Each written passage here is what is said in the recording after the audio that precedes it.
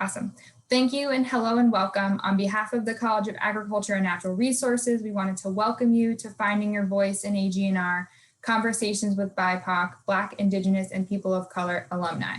At this time, I will turn it over to Jolie Kiros, our student moderator, to start our program. Hello, everyone. My name is Jolie Kiros, and I'm a junior animal science student on a pre-vet track here at the University of Maryland. I am also the president-elect of Manners, which is Minorities in Agriculture, Natural Resources, and Related Sciences. This club is a chapter of a national organization committed to providing underrepresented students in agriculture the opportunity to develop as professionals. Through this organization, we are able to provide workshops that allow students to improve resumes, networking skills, and interviewing skills. We also attend conferences that provide opportunities for students to network with professionals in their fields of interest. I personally joined Manners because I wanted to feel part of a close-knit community while also developing as a professional. And as well as a member of the Latinx community, I wanted to join a group that was diverse and inclusive of students of all backgrounds and that vouched for minority students. As well, Manners has provided so many opportunities such as internships and scholarships. And as well on campus, I'm also a member of the Dean's Student Advisory Council for the College of Agriculture and Natural Resources, and I'm also an undergraduate research assistant here on campus. Now I would like to turn our attention to our panelists who will introduce themselves. Hi, I'm Ember. I just graduated last year, spring 2020. I was an environmental science and policy and animal science dual degree. And right now I'm working as a vet tech at a general practice hospital, and I am hoping to go to vet school in the near future. Good evening, everyone. I'm really happy to be here. My name is Curtis Bennett. Graduated University of Maryland in 2009, 2010. Started out as an animal science pre-vet major and then shifted gears a bit into the environmental science and policy program, specifically focused in wildlife ecology and management. And now I am at the National Aquarium in Baltimore, Maryland, where I am our current Director of Equity and Community Engagement. Hello, everyone. I am super excited to be here. My name is Monet Wilmore. I graduated class of 2020. I was animal science pre-professional. And then about 2 years in, I switched to the animal care and management track in animal science. And I'm currently working for the Bainham Family Foundation as a programs and special projects associate. And so more focused on the philanthropy side and how it connects to food security. Awesome. Thank you all for being here tonight and taking time to speak. We are really excited to have this event with you guys. All right, so now we're going to move into the major conversation of our panel. So why did you choose your major in AGNR at the University of Maryland? So when I first decided at UMD, which was a whole ordeal in itself, like determining where I was going to go to school, which I guess I can talk a little bit about that briefly. So it ultimately came down to me choosing between UMD, University of Michigan, and Howard University, which are three very different places to go to school. And I was freaked out because everyone had told me, like my family members had all gone to HBCU, so they were very heavy on me going to Howard, which an HBCU is a historically Black college and university. And so I was like, if I don't go to Howard, my life is going to be ruined and my family will disown me. And I was really scared. And so I realized that it was obviously my life that I'm living, and I had to pick the university that was going to serve me best in terms of like what I want to do with my career and socially, like being comfortable being near home, being away from home. So I decided on UMD because in-state tuition is a wonderful thing. And University of Michigan was incredibly expensive. I did receive some money from Howard, so that made the decision a little bit harder, but I knew that UMD was going to help me best in wanting to study animals, because I had determined that that was my passion in high school. I really loved studying animals. And so UMD felt like home too, as much as I was fighting it. I knew when I stepped on campus that like going to my in-state school, it felt like home and I loved it there. So that's how I decided on UMD. And then for AGNR, I came in as a psych major because I thought that I would like go to grad school for animal behavior, and psych would help me with that. And then I realized that I wanted to be a vet. I don't really know when that happened, but I just knew that it felt right freshman year. So I switched over to animal science around the time of orientation, literally a week before orientation, and became an animal science major, and I loved it. And then my environmental science and policy major came into play. I took UNIV 100, which if you have room for it, highly recommend it. It was a great course. April was one of my teachers for the course, and it teaches you about life at the university, opportunities within AGNR. It was really awesome. And they introduced us to the ENSP major because they kind of go through all of the programs that AGNR offers. And it sounded like a good fit because I also wanted to study wildlife as well. My concentration was wildlife ecology and management. And I was thinking about it for a really long time and debating on it. And then the TA for the course, who was an ENSP major, was like, just talk to someone in the major, go for it. And I talked to Dr. Moreau, who was the advisor at the time. And I was obsessed with her. She was awesome. And she made me want to do the program. So then I added on another degree. And that's kind of my course in AGNR. It sounds chaotic because it was. It was really a lot of big decisions to make, but I'm really happy with it. And I love AGNR. So yeah, that's my story. Yeah, I would say for me with University of Maryland, it really starts as a kid. So both my parents are University of Maryland College Park alums. My brother, a younger brother, who ultimately decided to go to University of Maryland as well. So I would like to say it's like it was in the family, number one. So I can remember as a kid, going on campus a lot for Maryland days, sporting events, and just feeling the energy of College Park, and being in that type of environment and atmosphere, and it was just incredible. From an AGNR perspective, I would say that, again, my one of my career interests at the time was being a veterinarian. I had this love for animals, and I didn't really know what it meant, didn't really know what to really do with it. So I thought, when you love animals, you become a vet.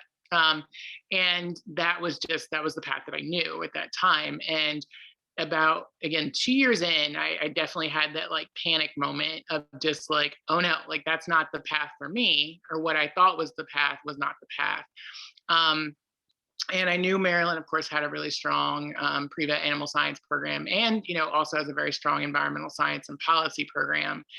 And so I can remember sitting down with my advisor at the time, Dr. Mark Varner, who is a near and dear friend.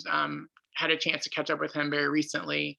And, he sat me down and he said, Curtis, as you know, life is never easy, but when you're in the right space, you're in the right place, things come that much more natural to you. Because I was definitely, stuff just in that program initially wasn't setting in for me. And I was getting the support, getting the help, but it just, was not in the right space. And so when I shifted over to environmental science and policy, that wildlife ecology and management program, it instantly felt like home. Like that was the career path that I needed to be in. And I feel like I haven't looked back since.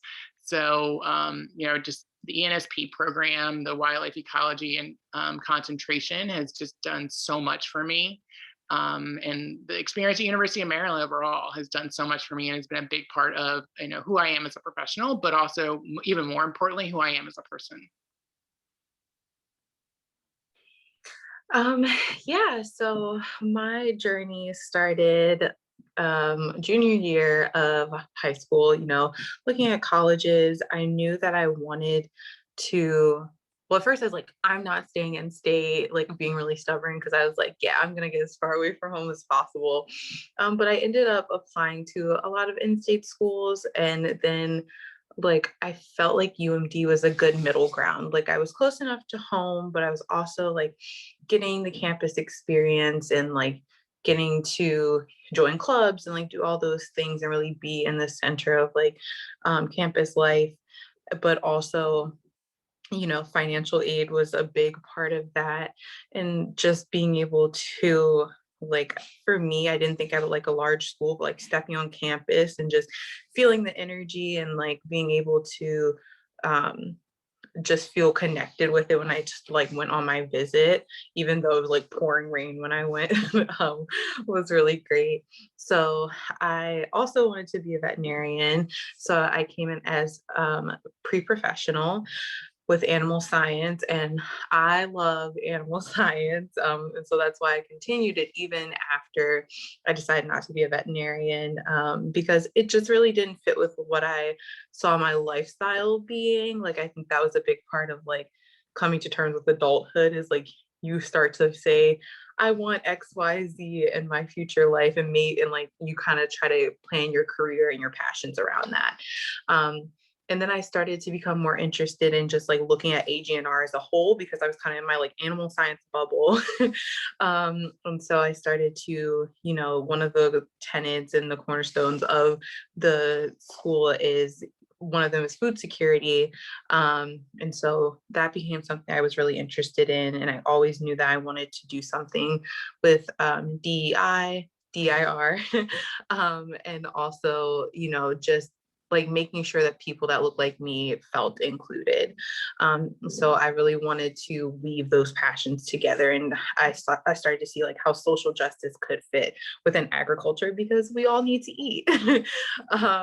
So that's when I changed over to animal care and management, and really started to broaden my horizons by taking classes that weren't just in animal science, but I got to take some African American studies classes and really blend all of my interests together. So I would say it was really nice to be able to just pick the path that felt right.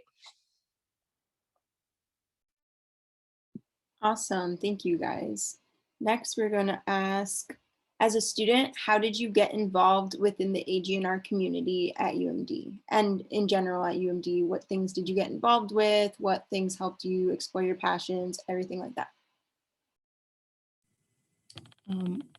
AGNR related, I have been a dancer since I think I was like 8, and I thought I would not want to dance anymore when I got to college, and quickly found out that that was not true. So I immediately joined a dance team, and it's called Prima Dolls, and I was on it for the entire 4 years, and then I was the director for my last 2 years.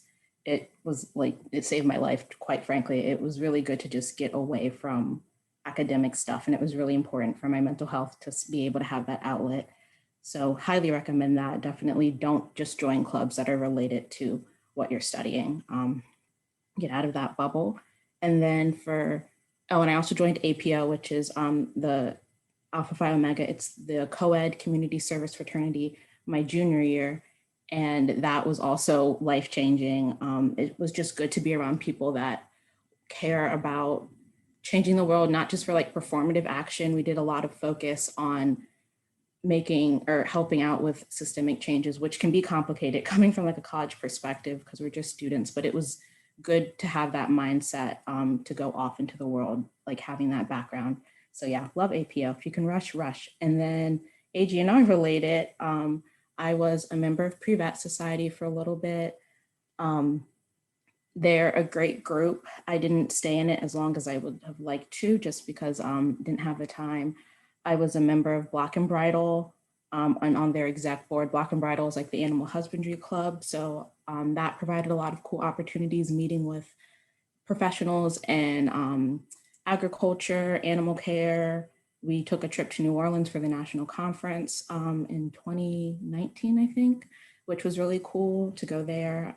I was a member of the Wildlife Society for all 4 years, which was a lot of fun. And they connected me with my Aquarium Internship opportunity, which was great.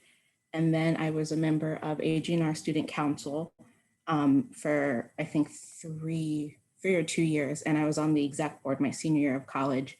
And AGNR Student Council was really fun because it connects all the clubs within the College of AGNR. So it was nice to meet other people outside of my major, since I was a dual degree. A lot of my courses were focused within, the same classes. So either animal science or ENSP classes. So it was nice to meet people outside of my major and talk to them as well. And it was just good for building community because I was a part of so many different types of clubs. So yeah. I'm gonna echo the importance of building community. And University of Maryland while it's a big school, also has so many different like sub communities within it, that where you can really find your niche and just, find those different outlets to meet so many different people. So for me, it really started, I loved the intramural sports space. So, would connect with friends, and that also allowed me to meet new friends through the various intramural sports that I played, from basketball, soccer, football. Um, just a blast, and just a great stress reliever too from, the academic space. I would also say that I was in the Gemstone program, so the 4-year multidisciplinary research program on campus. And still very much, I still have friends from the Gemstone program that I'm really close with today. And just again, great way to meet people with a variety of different interests, passions, experiences. Definitely recommend it. But then also, another effort within AGNR. So I was an AGNR ambassador. So, just really continuing to give back to the college. I mentioned just how transformational of an experience University of Maryland was for me. And through that ambassador program, it just was a great way for me to feel like I could give back, to really share my stories and my experiences, with prospective and incoming students. And then also was a peer mentor. So, for anyone that knows me, mentoring, I like to say, is my ministry. I love it. It's just, one of my really great mentors at University of Maryland College Park, again, Dr. Mark Varner, and also Dr. Elizabeth Weiss. They both mentioned this idea of, paying it forward, right? The best way of saying thank you is to really pay it forward to others. And so, being a peer mentor on campus, really helped me, take my experiences as I was going through the University of Maryland and to really give it back to students while I was still a student. So getting a chance to meet with freshmen and sophomores and talk about, course schedules and major decisions and, work-life balance and what that, looks like, and self-care and the importance of that and what that entails. So, just really, it was a great opportunity there. And it helped me improve my public speaking too. You might not know it now, but I was deathly afraid of public speaking, as a student in college. And I think through experiences like the ambassadors program and even as a peer mentor, really gained a lot of confidence for myself, in the public speaking space, especially. Yeah, so many great things are already said, and I want to echo the importance of just like work-life balance, like you were saying. Like if you have the privilege to, and I get that it's a very huge privilege, like your freshman year, to just be able to like focus in on academics, like if that feels like it's best for you, that's what I did because I really wanted to get acclimated to the workload of college, but also get those opportunities for you to get out there and try new things. For me, sophomore year, I started diving in more. So I was in the honors college as well, university honors. And it was really great. Some of the best courses that I've ever took at Maryland was a women's studies course through the university honors college. So that was amazing. And then as I started to get further in my academic career, I realized, like Curtis said, I really wanted to give back. So I've tried to, I sought out opportunities within the college to really give back to the classes that were coming in. So I did, I was a TA for an introductory course to animal science. And I also did guided study sessions for anatomy. And it was like twice a week, you would do sessions. People would come to them and be like 5 or 6 p.m. And like, we were in there talking about anatomy, but tried to make it a great time for everyone. And I also got the opportunity, just like trying out a bunch of things. I was a part of Manners for a while, and I just went with an opportunity to go to Kansas City, even though I had never traveled before, to go to an AFA, Agricultural Futures of America conference. And that was amazing. Got connected to so many great programs and individuals, and you start to learn about jobs that aren't maybe in your field, but are similarly related. So that was really great. And also, it doesn't even have to be AGNR related. I did work at the Student Organization Resource Center on campus. Literally, it just was always a good time because I got to like sit at the desk there, like would see a bunch of people coming in and out, like got to build a community that way with my coworkers. So like, even though it was a campus job, like it still became super fun and like a place where I could connect with other people who just like felt what I was going through.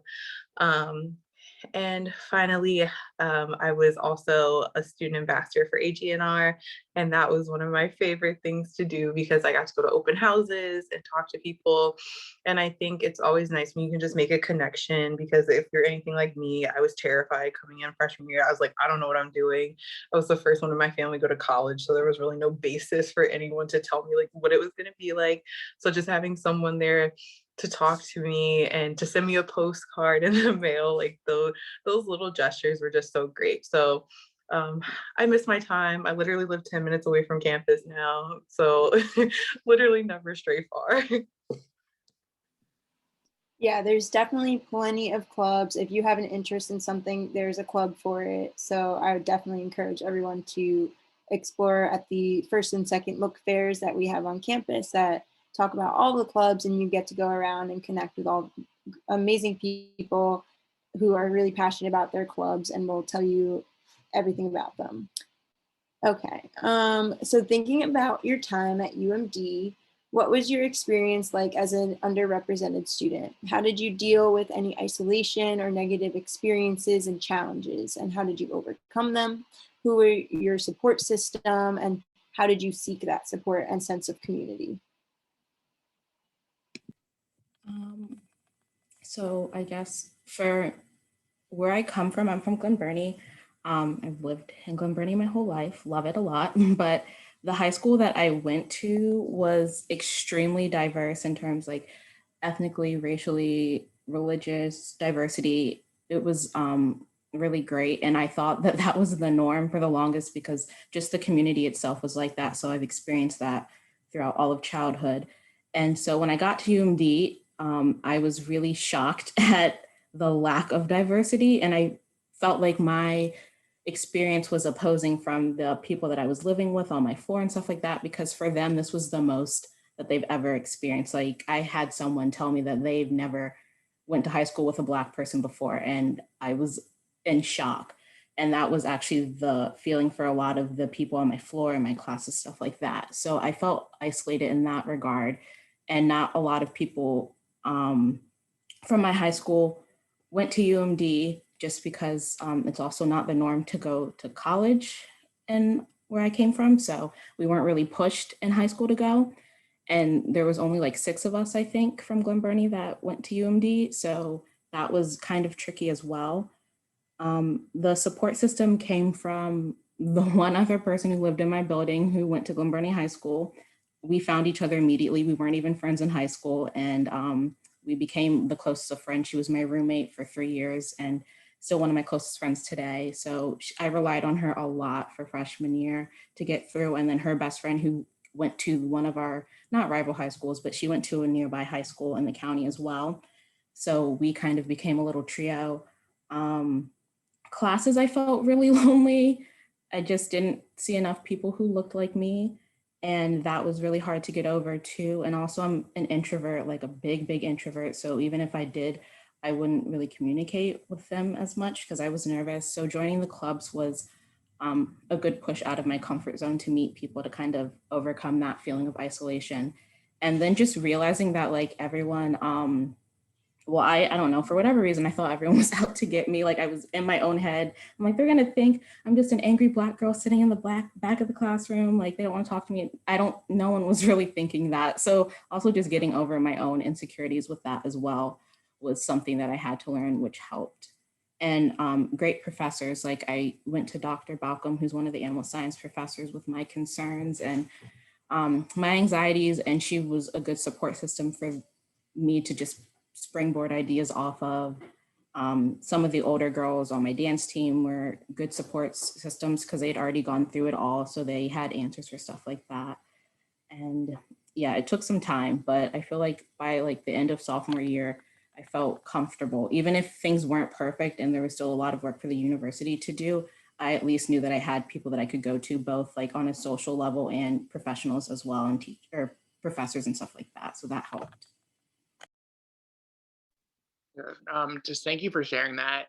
Just really appreciate that those stories. And I would say from from my perspective, I'm going to start with the support piece, because I think that that's finding that community, finding those who either understand or acknowledge those perspectives that you have, the identities that you carry. I think that story, that connectivity is really powerful, to really find and to center, especially when you're trying to build that community, and especially in new spaces. So, would echo the importance there, but also finding your allies. I think that's allyship is incredibly important. But also having the really important conversations and dialogue. So that's one thing for me when I think about support, that I was really grateful for friend groups within AGNR, but even outside of AGNR, where we really could dig into open, and transparent and open, authentic conversations, to be able to have a shared understanding of experiences. And so I think that was also very supportive. But would also echo the support that certainly I got from faculty on campus, to really unpack different things, and also share those experiences. And then mentorship. I can't stress mentorship enough. It's something that when you're able to meet with someone and build that relationship with someone who has your best interest personally at heart. I think the importance of finding mentors is critical, and just having those tiered conversations where we can learn from one another is really valuable. So definitely something to kind of build that mentorship up from the start.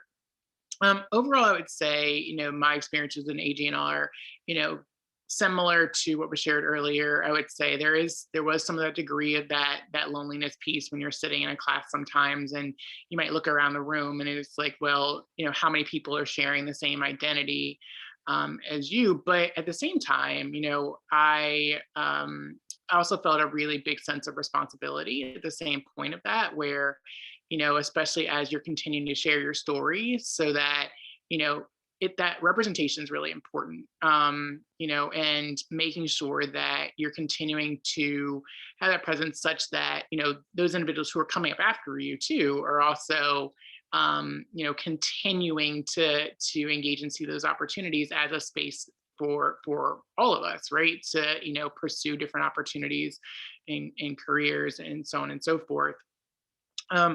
But I would say again, overall, it was incredibly positive in the sense of just the openness for the conversations, the openness for the dialogue, and I think that's huge. That's a huge piece and huge step, to have those types of spaces where we can, really come as ourselves and be our true selves. Oh gosh, whew, this is a hard question. I would say for me, identity has always been something that I struggled with coming into UMD, because like Amber, I went to a very diverse high school. We did something called cultural coalescence, where we got to go around and people would display different countries, their foods, their religion, all of those different parts that made up their culture. And so coming to UMD, I kind of struggled with the feeling of being too Black, but also not Black enough. So like not Black enough to join certain like Greek life that I was like impossibly interested in, but then too Black to do other things. And like, it did feel isolating for sure, because especially as you go into some of those like higher level classes, you don't see as many people that look like you, but there are those few faces where you're like, okay, like I'm holding on hope because I see you, like we see each other. And I think, yeah, like the responsibility piece, I did feel like I just needed to do so much and show up.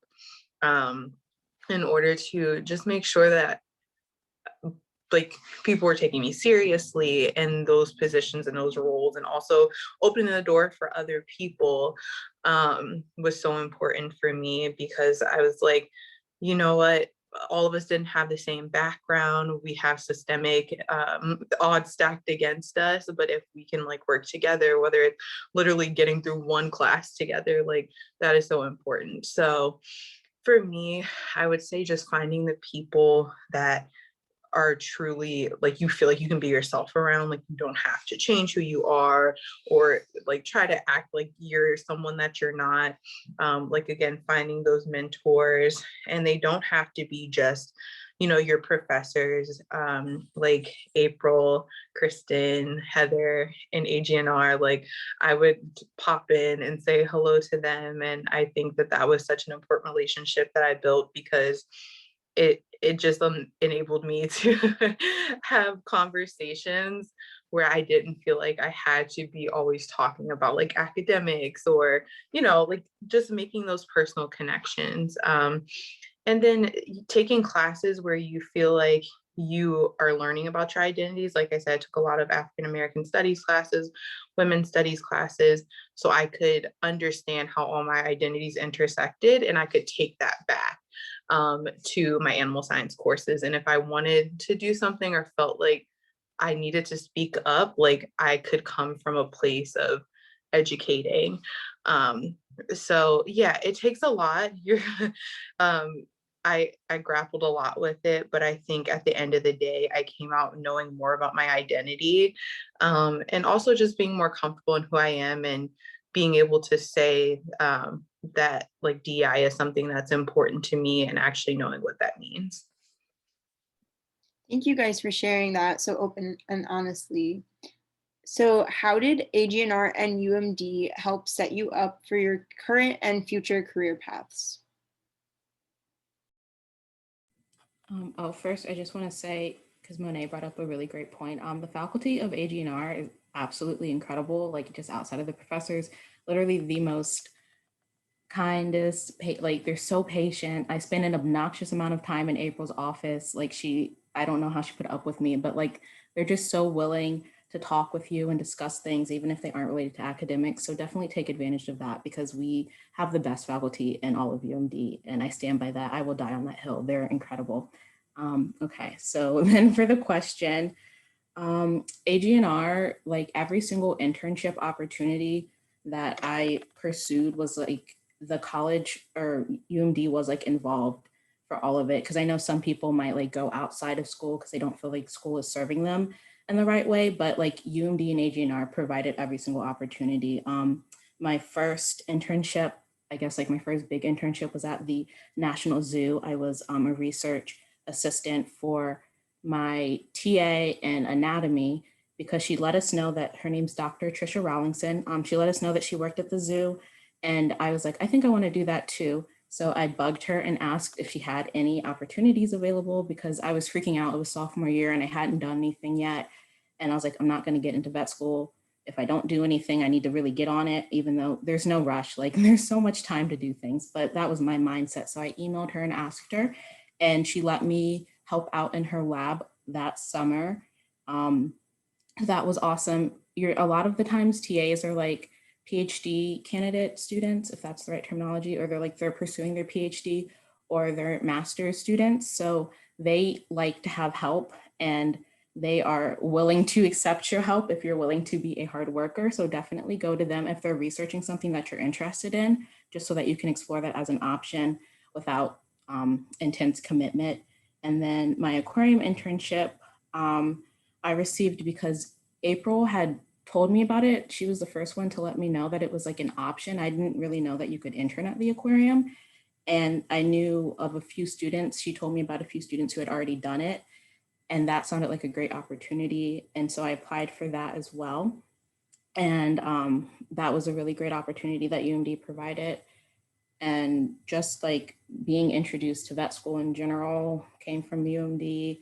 I had a panel that I wanted to do when I realized that there weren't a ton of professors who would look like me, or just students who were pursuing veterinary medicine. I went to Dr. Balcom and aired my grievances about that. And she's like, well, what do you want to do about it? And I was like, whoa, I didn't know I could do anything about it. And she helped me plan a panel on diversity and veterinary medicine, which was really awesome. And I don't think I would have done that if not for her, because I would have just been like, well, this sucks. No one, like, there's nothing I can do. And she forced me to actually take action, which was really great. And the panel happened, and what was really awesome about that was not only serving myself selfishly, but like being able to help my peers as well, and seeing them connect with people and actually have like lasting relationships with the people from the panel was really awesome.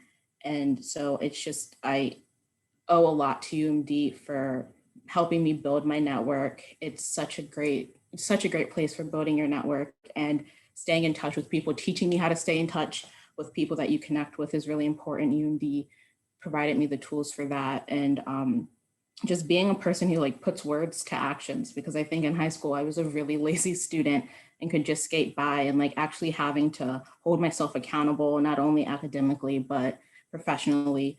I learned that from UMD as well, so yes.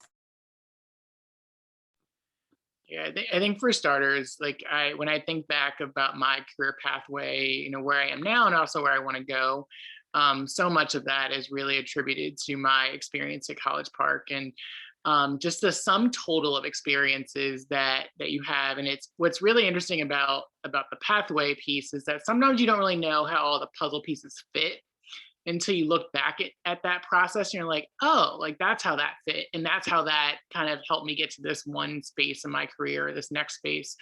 You know, I would say the first thing for me is that focus in wildlife and understanding just the different avenues that you could go within the wildlife space. And then the other piece is the education, the engagement component. So, you know, helping you recognize what your strengths are, your gifts, your talents, and how do you best maximize those. I think oftentimes there can be, sometimes we focus so much on the areas of growth that we don't always maximize our strengths that we have. And so I think that was something that really came through my experience, or started to come through my experience at University of Maryland.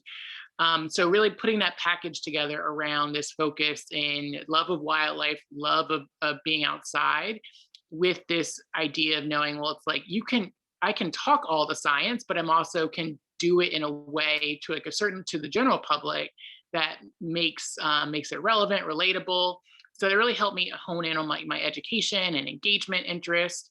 And then certainly, again, that inherent focus in like equity and inclusion and justice and diversity, and the interconnectedness of all of those things and all of those systems, and to really help me understand kind of the trajectory, the options and opportunities that were out there for me, including a focus, immediate kind of focus of going back to going to grad school. So really wanting to build on my wildlife ecology knowledge. And so University of Maryland, I owe a lot to that, and understanding what schools I should look at, what things I should think about when going to grad school, you know, help make those decisions. And then as I take a step back and really where I am now, it's also leadership skills. You know, I could certainly think back to moments where whether it was group projects and you're kind of taking on leadership roles in group projects, you know, added responsibilities, you know, being a peer mentor, being a AGNR ambassador, like all of those things are translatable skills that, you know, have helped me become a better leader in the roles that I've had post my time at University of Maryland. And also as a connector, that's another piece, you know, really continuing to help people connect the dots on different things. I think I really honed in on that particular skill, and I use it all the time now working in community engagement, you know, at the Aquarium and beyond. So, and like I said, again, most importantly, at the end of the day, it's also would not be the person that I am today without that experience at College Park. Yeah, so I want to just quickly add on just to leave some time for questions. So I I think that AGNR and animal science in general introduced me to the food system very broadly. Like, I didn't know anything about how my food was produced. And I think that because I didn't see a lot of people represented that looked like me, I thought it was like a weird interest for me to care about where my food came from and like how it was produced. And but really you learn that like you're so needed in whatever field you're in, and your interests like can literally change someone's life. So, you know, it just kind of stay the course if it's something that you're really passionate about.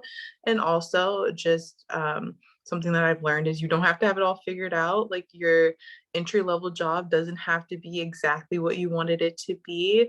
Like, I love my job, and I don't just focus on food security. I focus on early childhood, Seventh-day Adventist initiatives. I do a broad level of things. And so, you know, in a way, it teaches you how to be versatile and how to just make sure that you're keeping yourself, you know, just agile to whatever comes. So yeah, I think that UMD just teaches you like those soft skills that no one really talks about. Like Curtis said, you can talk the science, but can you get out there, have those leadership skills, stay connected with people, bring them in, make them feel welcome, because at the end of the day, those soft skills are what are going to connect you to the people that you need to stay connected with. Great. Okay, so we're now going to pause our recording and open it up for our questions. The resources that are available to students and initiatives taking place on campus. So besides manners, as I discussed, we have the AGNR Terrapin Strong program. So that's aimed at, it's like an onboarding program for new students, new faculty and staff, undergrad students, graduate students, and it ensures that new members of the community are, you know, taking unconscious bias and anti-racism training, diversity, equity, and inclusion training, sexual harassment training, everything like that. And then there's also a new general education course being offered at AGNR or by AGNR that's called Oh Dear, so diversity, equity, inclusion, and respect. So there's even courses being made that are helping to bring these issues to light. And then there's also diversity, equity, and inclusion and respect training and leadership opportunities for students. And then as well, there are summer research programs targeted towards underrepresented students, such as SOAR, which is Summer Opportunities in Agricultural Research and the Environment. And we also have a 2+2 program for transfer students. So it allows students to study 2 years at a foreign university and then 2 years at UMD. And I just wanted to thank you all so much for speaking today at our event. And I'm going to turn it back over to Kristen. Great. Thanks, Jolie. And again, thank you to our panelists. We can all give them a virtual round of applause for sharing their stories and their experiences, and for you all to be with us tonight. At this time, I'm going to turn it over to the Dean of the College of Agriculture and Natural Resources, Dr. Craig Bayruti, to give us some final words and a thank you as well. Sure, Kristen, thank you. And there's a few thanks I want to give. Certainly, I want to thank the panel. I mean, your words were really inspiring and it was wonderful. You know, this whole evening today was finding your voice. And I think that you were very authentic in your comments, and it was very, very helpful, certainly for me. And I hope that it was helpful for the students who were participating as well. I want to thank our staff, who I think are absolutely tremendous. A number of you already mentioned the fact that, you know, you would walk into their offices and just visit with them. And that's who they are. I mean, they are incredibly open, accessible, and supportive. And, you know, just the fact that they were here tonight proves that as well. And to the students, I want to, number one, welcome you. I know you've got certainly some big decisions to make with regards to coming to the university.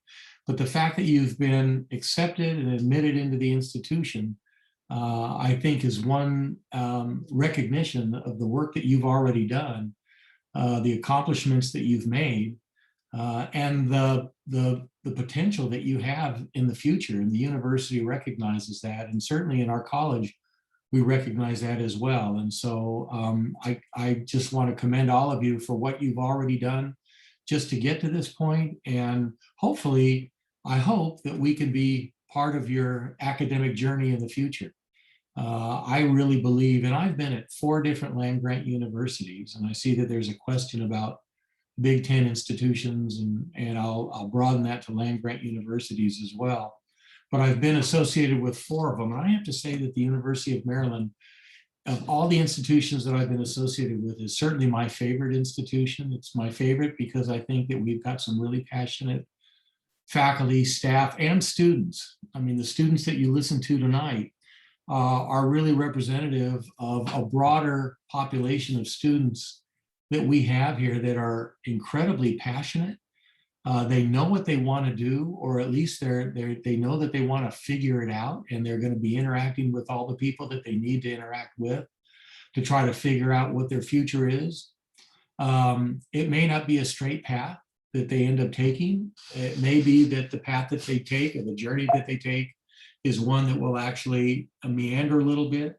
I know that as I was thinking about the comments that our students were making, I was thinking about my own academic journey. I didn't start in agriculture. As a matter of fact, I grew up a city boy in Southern California.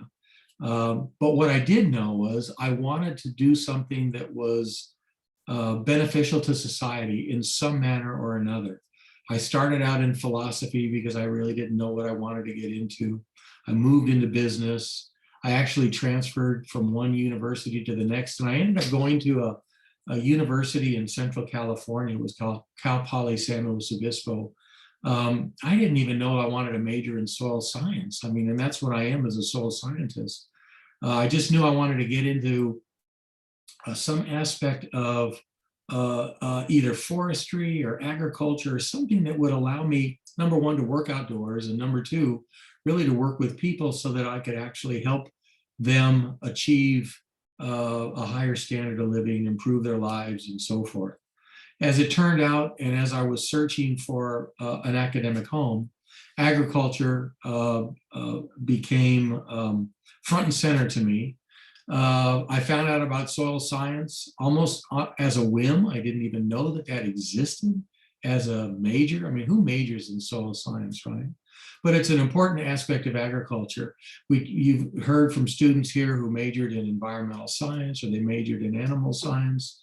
Some of them major in horticulture, some of them major in agricultural business. There's all different areas of agriculture and the natural resources that one can major in. But I will tell you that of all the institutions that I've been at, and these are 4 land-grant universities, and then Cal Poly was a non-land grant, every time I interacted with a faculty member from agriculture or a staff member, I find that students get more attention from faculty in these colleges than oftentimes they get in other colleges as well. And I think it's because the folks that decide that this is the career for them, and this is why they get into the university setting, and that they teach and so forth, that they have the same passion that our students, our alums we're talking about today, the same excitement about what they do, the same things that motivate them for working with a lot of other people and improving their lives and so forth. We're all driven by how we can improve the lot of others and improve the environment in which we work in. And so this particular college, I think, is very exciting. We've got great people here, great programs. I think that you would find a home here in some area. And I would hope that you could. And this is where visiting with April and Kristen and Amanda and Heather and the like, they can help provide you at least the spectrum of all the opportunities that are here. The other aspect I want to bring to your attention is that the university is big, right? It's got 40,000 people. That's a big institution. The reality of it is your home is very small. Your home is within a department. You're going to be interacting, as a number of our alums said, you're going to find mentors, you're going to find students, you're going to find groups that actually shrink that university down so that it's not such a big, overwhelming institution, but it's a fun institution to be associated with. Because walking around campus, I mean, you see all sorts of people and there's so many different things to be involved in and lots of activities and so forth. So it's kind of a dichotomy, isn't it? I mean, in terms of size, it's a big institution, lots of things here, but it's small in terms of family. And that's one of the things that we talk about our college, is that it is truly family. Let me address, there was a question, I don't see it in front of me, but I think it was the last question that was posed. And it said, you know, based upon all the Big Ten institutions, that this institution has quite a diverse student population. And how are students here treated? April and Heather and Amanda and Kristen, they see things probably on a day-to-day basis more than I see things, but I hear things, right? And I think that overall, students are treated well. But there are always issues, and we are trying to make very positive changes on this campus. I think overall, look, I came from institutions that didn't have this kind of diversity as well. And when I looked around the entire campus, I saw that it was a very diverse campus.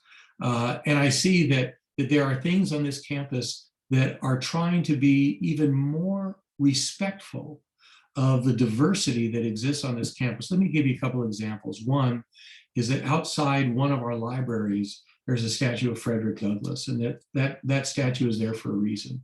Frederick Douglass was an abolitionist. Frederick Douglass was anti-slavery. Frederick Douglass, and this occurred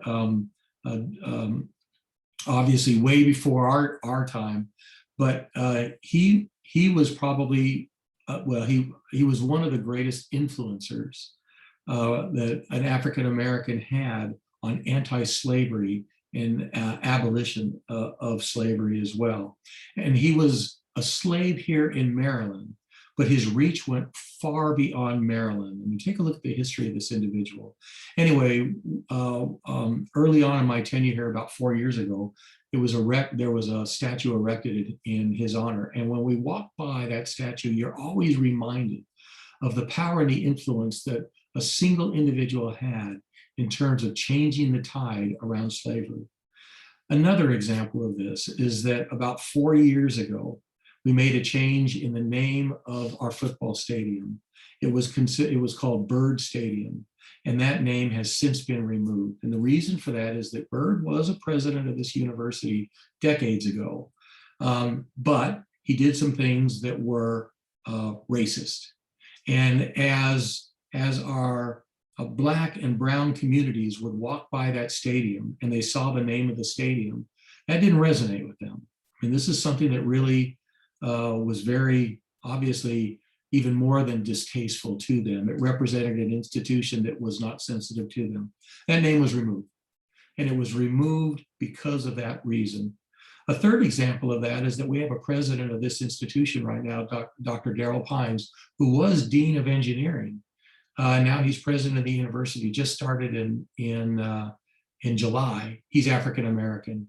And one of his biggest initiatives is to really transform this institution from the faculty, from the staff, and from the student body into one that is not just diverse, but one that is respectful and sensitive to the needs of the broadest population. I, as the dean, have started this education within our college around diversity, equity, inclusion, and respect. And we've started from the leadership side. We've started way back in early summer. We've been meeting continuously to educate ourselves about how do we make our disciplines more diverse? What kind of an environment do we need to have in order to make it so that everybody feels included and respected? We've been working with a consultant. She herself is African-American from South Carolina. Her name is Nika White, N-I-K-I, or N-I-K-A, White. Look her up, she's fantastic. and as a result of this, we've developed strategic plans within the college and in each of the academic units around diversity, equity, inclusion, and respect. I'm hiring an assistant director for diversity, equity, inclusion, and respect. And I'm developing a council. It's a DEIR council that will be made up of students, undergraduate and graduate students, faculty, and staff who will help drive this. And so some of you actually may be on that council. It's brand new. We don't even have members yet because it's that new. But by the end of this semester, we're going to have members within that council, and it's going to be transformational. So I'm excited about this. And your question about how does this institution treat students relative to some of the other Big Ten institutions? One of the reasons that I love this institution is that I really believe that our faculty and our staff have the best interests of the students at heart. Our focus and our goals is to help each one of you achieve your life career goals, whatever those might be. We have open door policies. We work with our students as much as we possibly can. Look, we're in this business because we love working with students. That's the reason that we're in it. That's the only reason we're in this business, is because we love working with students. And we are driven by trying to help students achieve and accomplish whatever goals they have set for themselves, or whatever goals they learn in their journey here that they are establishing for themselves as well. So look, I would hope that if you have any other questions, I'd be more than happy to answer those questions in the future. If you do come to the university, I'd love to meet you, have you come into my office and visit, and I would like to learn your life stories as well. So anyway, I appreciate the fact that you've all taken time to be with us today. So Kristen, I'll hand it off to you. Great, thank you so much. And again, thank you all for joining us. Thank you to our alumni for sharing their stories and experiences. We've all put some contact information in the chat, but please feel free to connect with us. You can meet with us one-on-one, email us directly. We're happy to be a resource for you throughout this process. Again, thank you so much for being with us. I know we went a little over time, but again, we hope you learned and heard from our alumni, and we hope to see you in the future.